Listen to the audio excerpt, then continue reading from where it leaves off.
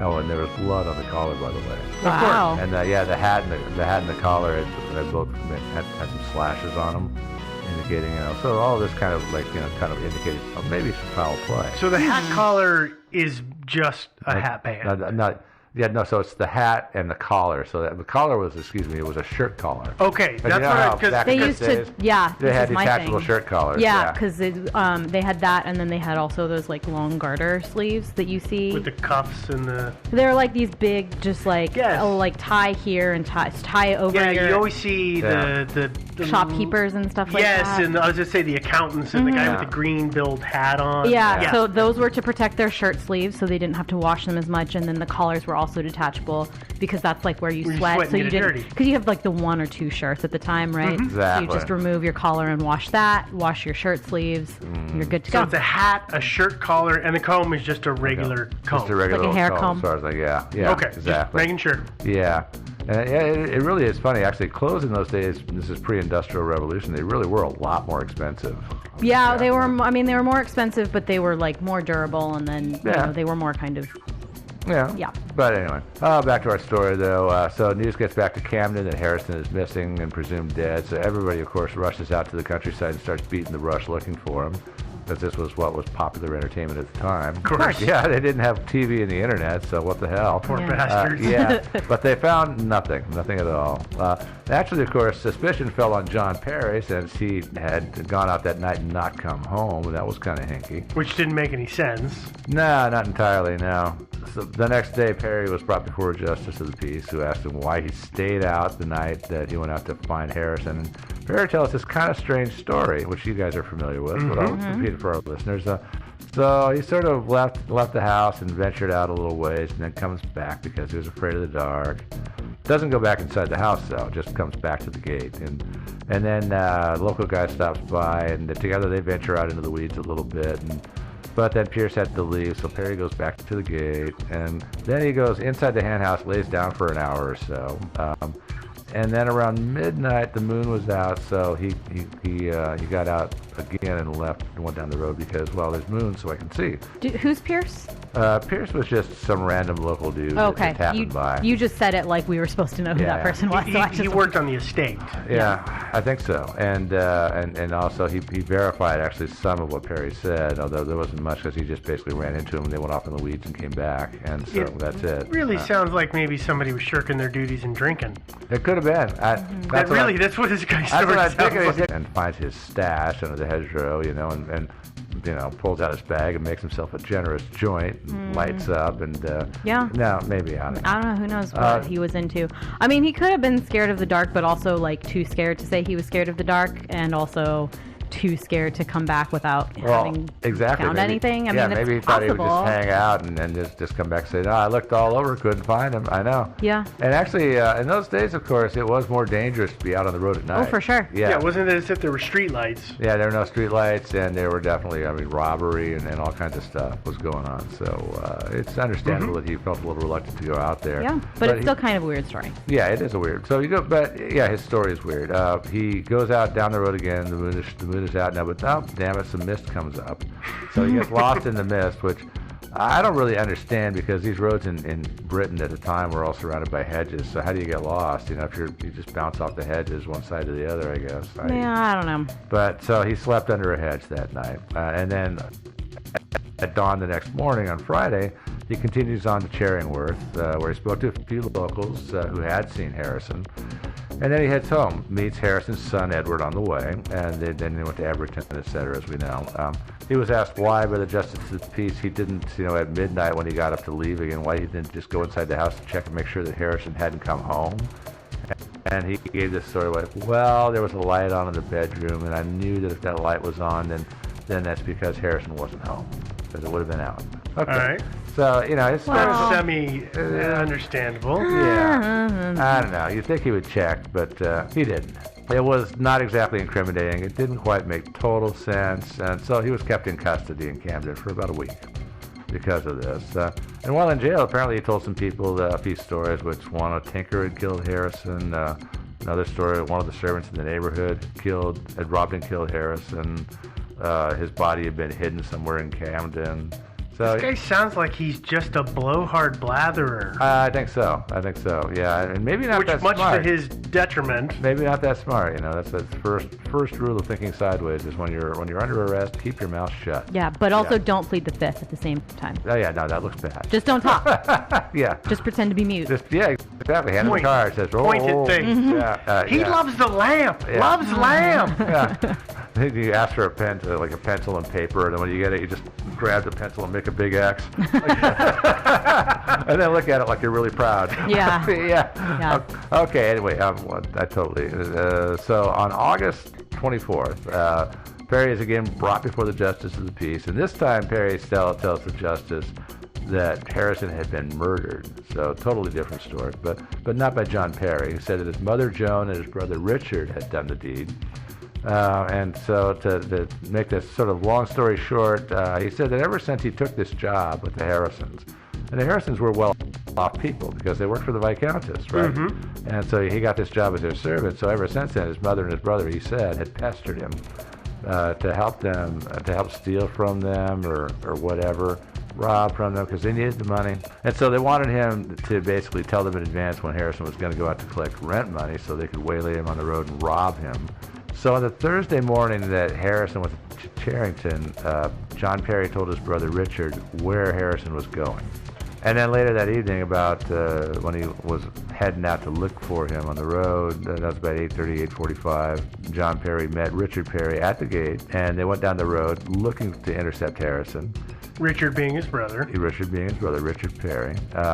Until they spotted someone they assumed was Harrison. And I got to interrupt this to say this is again a little odd feature of his story, which is why did Richard wait until this late, which is after actually Harrison was supposed to be back home. And then he finally shows up and says, okay, let's go do some robbery. That doesn't quite make sense to me. Agreed. Yeah, there's things about John Perry's story that, again, that just don't quite add up. So John Perry tells Richard to go rob Harrison while he just ambles around in the fields a little bit. I'm not sure what this was about. Maybe he thought Harrison would recognize his voice in the dark or something. I'm not sure. But so he tells his brother to go do the robbing, and then he comes back and he finds Harrison is on the ground with Richard standing over him, and his mother is standing nearby. So William Harrison was not dead at this point, but Richard Perry finished him off by strangling him. And Richard and John carried the body to a nearby cesspool and tossed it in after taking all the money out of the pockets, etc. And this was not that far outside of Camden. So John Perry goes back to the house. This is where he runs into that guy Pierce that I was talking about earlier. Mm-hmm. Runs into Pierce, just as he had said earlier, and after that went into the hen house and stayed there till about midnight.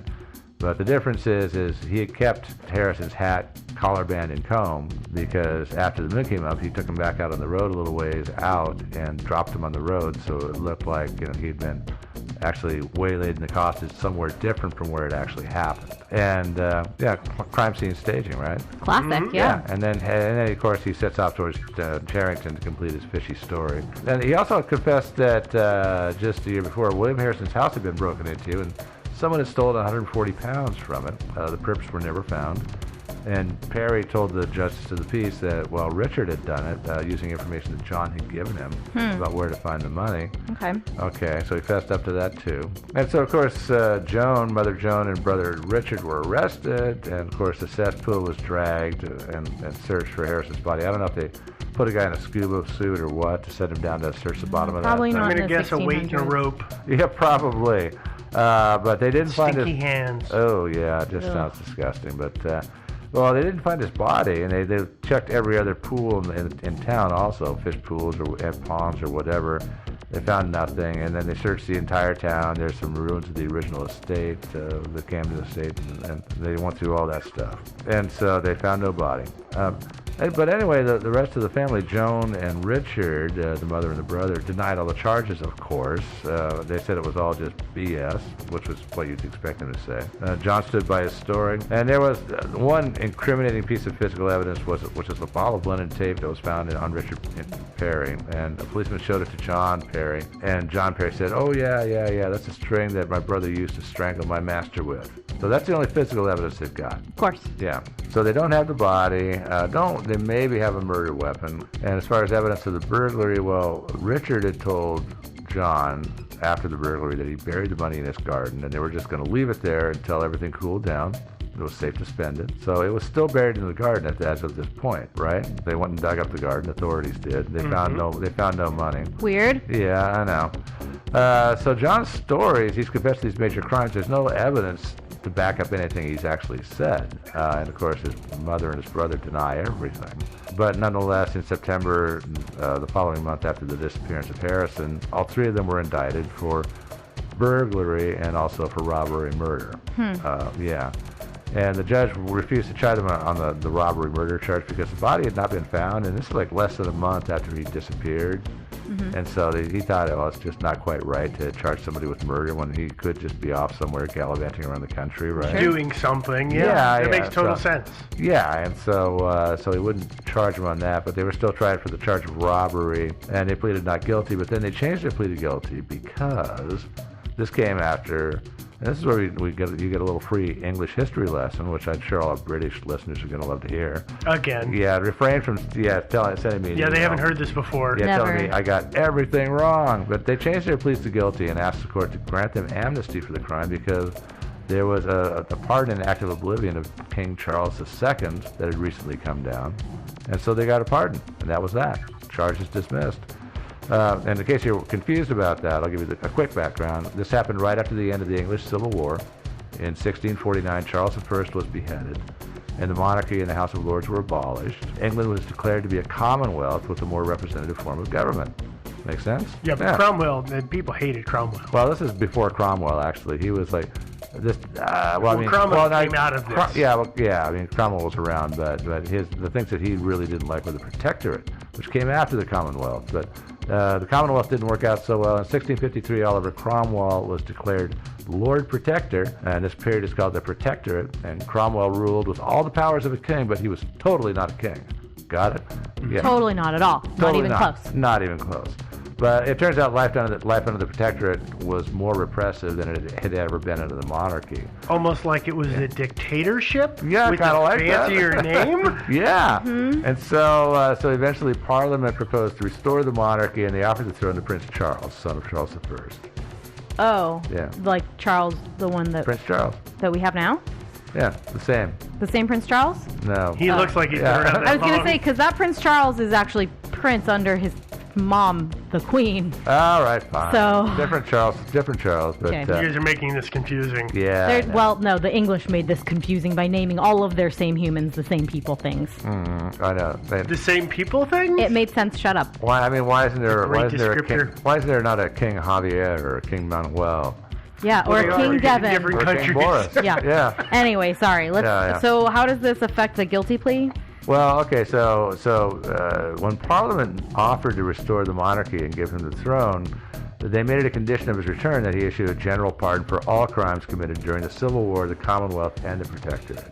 And the idea was just kind of a reconciliation, Just wash the slate clean. Wash the slate clean. Let's All just get a fresh crimes? start. Yeah, pretty much. Every crime? Every crime except regicide. Okay, so I could have gone and murdered someone, like a bunch of people, Probably. in the middle of as a town. long as you didn't kill like a king or a prince or anything. And they would have been like, well, actually, it's okay now. It would have been, yeah. Yeah. Because we got a king again, so Yeah. it's cool. Yeah. Everybody loves a king. Awesome. Yeah. Okay, well, I know where I'm going in my time machine now. I know. Go to about 1659. Yep. That's a good time. Yep. Yeah. But anyway, that's why they were able to plead guilty to this burglary and get pardoned for the crime. Because Okay. it fell under this clause and Yeah. they were free. They Got were it. just under the tag. They end of had that some whole good thing. lawyers. I know. Okay. No, necessarily. I don't even know if they had a lawyer. It might have been the justice himself who said, "Hey, look, why don't you spare us all a headache and just plead guilty and Fair I'll enough, pardon yeah. you." That's probably more Yeah. likely what happened. So they were guilty, so they did it. No, they pleaded Oh. guilty. They all denied later that they were actually guilty of this crime. Yeah, John took back all of his confessions. Of course. You have to wonder if maybe John wasn't under a little bit of duress by the police. Kind of pondered that maybe he was, given the old rubber hose treatment, perhaps. But the guilty plea might have made some sense, and it saved everybody the bother of a trial. It probably, from their point of view, in a sense, was a smart move because it meant that the justice who was sitting on their case was probably more more inclined in their favor because he had just saved it. They had just saved him some hassle. Yeah. But so scratch my back, I scratch yours, kind of. Yeah, but it was bad optics with the public because in the eyes of all the locals, who were the future jury pool for any trials that might happen, foreshadowing, it confirmed that the Perrys they were guilty. They were scalawags. They were ne'er-do-wells.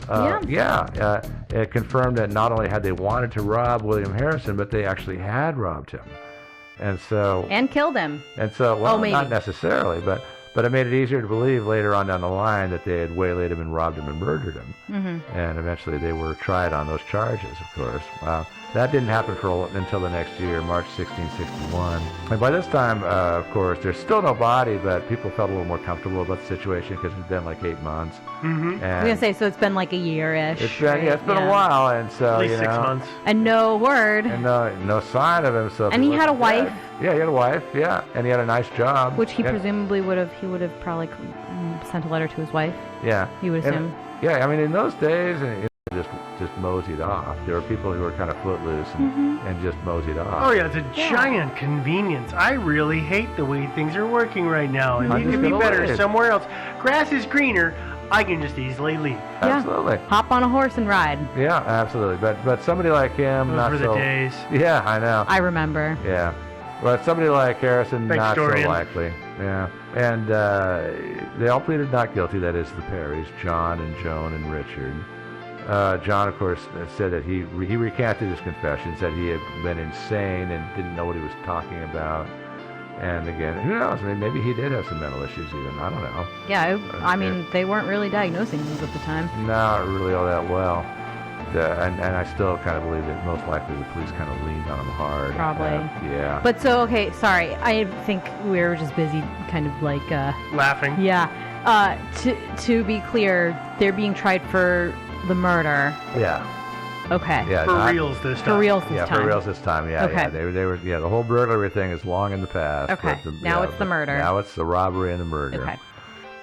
They were all found guilty. They were all sentenced to hang. And then bummer. I know. And they didn't do it in those days like we do it now in America, where you wait like 30, 40 years before it actually happens. You know, it was 2 days. Yeah. Yeah, 2 days. It's a quick and expedient trial. Very. And execution. Yeah. 2 days after the trial, they were strung up. This was on a hill outside Camden. Legend has it Joan was executed first because some people thought she was a witch. Yeah. And that she had cast a spell over her son. So. Well, she did float. Yeah. In the water. So. I guess. I don't know if they tried that or not. So if she was dead, the spell would be broken, and John and Richard would finally tell the truth. They would find out what happened to Harrison's body, for example. Right. Well, that didn't work out. They still said they didn't do it. They still said they had no idea where the body was, etc. Even after the mother was dead. Seems like they could have. I mean, do you think they would have been free if they had been like, she cast a spell on us. Oh my God, I can't believe it. We did it, and we fed his body to the pigs, and there's no evidence. Yeah. I don't know how that would have worked out. You know, they should have thought of that. I mean, what the hell do you have to lose? Yeah, that's true. Maybe they would let you go. I would totally. Yeah. If it were me, you know, I'd just be like looking around. Oh, what am I doing here? Oh my God, where am I? What's going on? Oh my God, my mother's dead. What happened? Oh yeah. My mother's been dead for years. That's not my mother. Yeah. My mother died in childbirth. Yes. Yeah, that's a good one. So, anyway, so if you go back in time, you got to give these guys a little coaching. Okay, I will. Yeah, that would have. When? You mean when I go back? Probably. Yeah. Oh, yeah. So they also were hung. Oh yeah. For They were hung. With Richard next, hanged? and then John the last. Hanged. Yeah. They were Definitely hanged. hanged. Yeah. For their crimes. So that was the end of it. Harrison was presumed murdered and gone. His killers had been killed, and they were executed, I guess is the more appropriate word. So I'm sorry. I guess I'm confused about the mystery is here, because it sounds like this guy got murdered. Granted, they didn't find his body, so is that the thing, or is it because they thought they said they were innocent until the end? Is that the mystery here? Is, why were the Perrys so mean? Yeah. No. Well, our story is not quite over, actually. Okay. Because in the following year, late summer of 1662, guess who comes back to town? William Harrison. What? Oopsie. Okay, so wait, so he comes back to town. What does he say is going on? Yeah, because obviously everybody's curious to know, really curious to know just where the hell he'd been. Yeah. Because after all, I mean... Thought he was dead. But yeah, three people are dead now, but he actually had a good excuse. He had been unavoidably detained. And he put the whole story into writing, which is, by the way, out there. You can find it if you look around. And it's not made up. It's actually part of the historical record. And it's a long document, so I'll just paraphrase it here real quickly. Please, yeah, because it's quite lengthy. Yeah.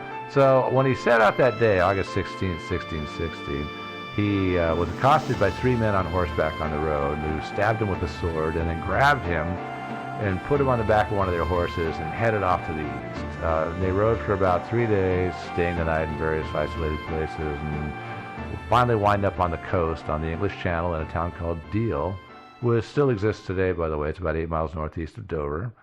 And at Deal, he couldn't really tell for sure, but it looked like there was a negotiation, and he believes he was sold for £7 as a slave. So he was taken out to a ship right off the coast there, put on the ship along with a lot of other people in a similar situation as him. And then he estimates he spent about 6 weeks on the ship, just sailing around the sea. I don't know where they were going, because, I mean... around. I guess just around. For Maybe they were sailing towards the Mediterranean. I don't know. Yeah.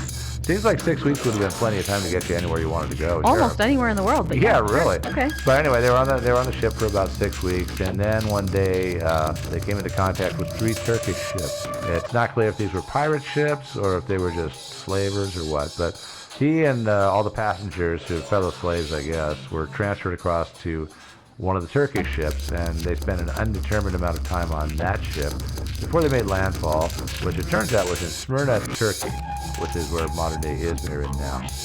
Okay. And so he was sold. It was at some sort of a slave market. He was sold to this very old doctor who happened to speak little English. And basically, the doctor, I don't know how much he paid for him, but he wanted him to run his distillery. So that's what he did for over a year. He ran this old guy's distillery. And the old guy kindly gave him this nice silver bowl to use for drinking or eating soup or whatever. And that was basically his only thing, his only possession. And after about, he says about a year and 3/4, the old guy, his master, died. And so Harrison made a break for freedom and hooked it to the port at Smyrna and tried to book passage on a ship. He managed to get on a ship that was going to Lisbon, Portugal, in return for his silver bowl. So thank God for the silver bowl, right? Right. Yeah. Yeah, I mean, yeah, really. So he traded that for passage to Lisbon. Once he got in Lisbon, he was totally at loose ends. He had nothing, and I mean not a penny. But he was hanging out, and he was this guy walks up to him and starts talking to him, and it turns out he's an Englishman. And so this guy, hears this sad story, and he takes pity on him, and so he puts him up, gives him a place to stay for temporarily, and then finds him passage on a ship to Dover back